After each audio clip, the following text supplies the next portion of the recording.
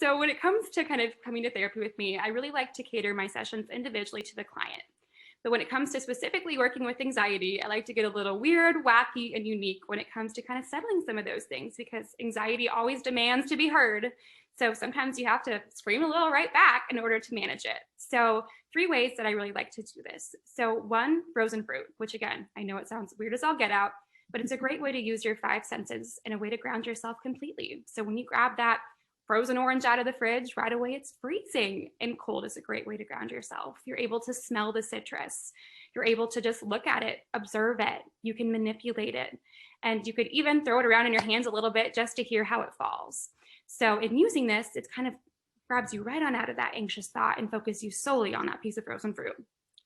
And second, of course, breathing is really important. And when you're having anxiety and someone says, oh, just take a deep breath, your brain sometimes is like, no way, I cannot do that right now. So one of my favorite breathing techniques is that of square breathing. So whether you're making that square on your hand, you're drawing it in the air, you have a pen and paper, each side of that square is 4 seconds long. So you inhale for 4 seconds, exhale for 4 seconds, inhale for 4 seconds, and exhale. And the more that you repeat, the more that you're drawing that square, the more that you're able to find that breathing begins to calm.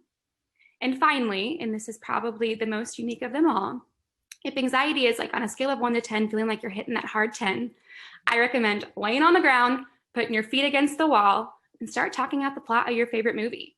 And so in doing this, you're really leveling out that body, right? And you're really noticing like, okay, my feet are up against this wall. And per se, your favorite movie is Finding Nemo. You're going to talk through that plot from beginning to end until you notice like, okay, I'm starting to feel more calm and starting to recognize where I am in this space, and that anxiety can lower.